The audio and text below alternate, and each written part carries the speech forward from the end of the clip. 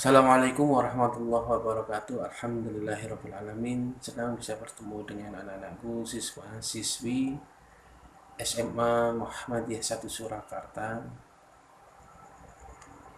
Kali ini tidak lain menyambung dari materi-materi yang pernah Pak Mus sampaikan di kegiatan daring. Dan hari ini kita sambung kembali ya di materi tarikh, yaitu perkembangan peradaban Islam pada masa Daulah Abbasiyah. Tentu anak-anakku nanti bisa sembari mendengarkan apa yang Pak Mus sampaikan, dibuka di buku tarikh ya, buku siswa yang tentunya anak-anak mempunyai ya. Di halaman 5 ini kaitannya dengan materi yang akan Pak Mus sampaikan, yang berjudul perkembangan peradaban Islam pada masa Daulah Abbasiyah di tahun 750 sampai dengan 1258 Masehi. Sejarah berdirinya Daulah Abbasiyah. Pemerintah Daulah Abbasiyah dinisbatkan kepada Al-Abbas, yaitu paman Rasulullah SAW.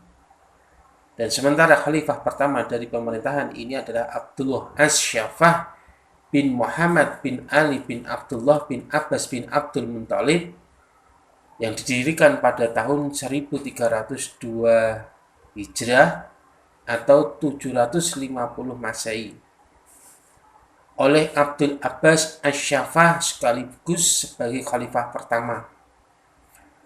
Maka peradaban Daulah Abbasiyah dan Daulah Umayyah yang paling menonjol, yaitu Daulah Abbasiyah, lebih menekankan pada pembinaan peradaban dan kebudayaan Islam daripada perluasan wilayah.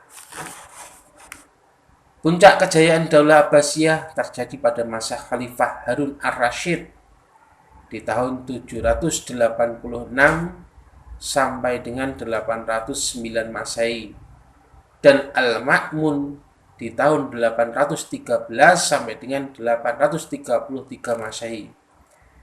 Pada masa Khalifah Harun ar-Rasyid, negara dalam keadaan makmur, kekayaan melimpah, keamanan terjamin. Maka pada masanya pula ya, rumah sakit, lembaga pendidikan dokter dan farmasi didirikan ya, sehingga mencetak kurang lebih 800 orang dokter. Lah gunanya apa? Semua yang dicetak ya, semua yang dibina menjadi sebuah ya, dokter ini guna untuk sebagai pelayanan masyarakat luas. Sehingga pada masa ini tingkat kemakmuran, kesejahteraan sosial, kesehatan, pendidikan, ilmu pengetahuan dan kebudayaan serta kesastraan ya berada pada zaman keemasan, kemilau, ya, ketok. Pada masa ini negara Islam menempatkan dirinya ya sebagai negara terkuat tak tertandingi. Maka putra Khalifah Harun ar-Rasyid, yaitu Al-Ma'mun, dikenal dengan khalifah yang cinta ilmu. Pada masanya digencarkan dalam penerjemahan buku-buku asing ke dalam bahasa Arab.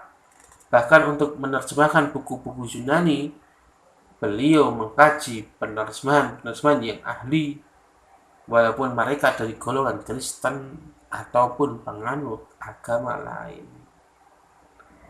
Sehingga berdirilah Bait Al-Hikmah, yaitu pusat penerjemahan yang berfungsi sebagai perguruan tinggi dengan perpustakaan yang sangat besar. Maka pada masa Al-Ma'mun inilah Baghdad mulai menjadi pusat kebudayaan dan ilmu pengetahuan. Perkembangan lembaga pendidikan itu mencerminkan terjadinya perkembangan dan kemajuan ilmu pengetahuan. Kemajuan di dunia pendidikan ditentukan oleh dua hal, yaitu terjadinya asimilasi yang secara efektif dan bernilai guna antara bangsa Arab dengan bangsa-bangsa lain, yang lebih dahulu mengalami perkembangan dalam bidang ilmu pengetahuan, di antaranya Persia, India, Yunani. Maka terjadi gerakan penerjemahan yang berlangsung dalam 3 fase. Fase pertama, Khalifah Al-Mansur sebagai, atau mohon maaf, maksud saya Al-Mansur sampai Harun al-Rasyid. Fase ini sebanyak diterjemahkan adalah karya-karya dalam bidang astronomi dan mantik. Ya. Kemudian fase kedua, Khalifah Al-Ma'mun hingga tahun 300 Hijriah, buku-buku yang banyak diterjemahkan adalah dalam bidang filsafat dan kedokteran. Kemudian dilanjutkan fase yang ketiga, berlangsung setelah tahun 300 Hijriah. Terutama setelah adanya pembuatan kertas dan penerjemahan bidang-bidang ilmu semakin meluas.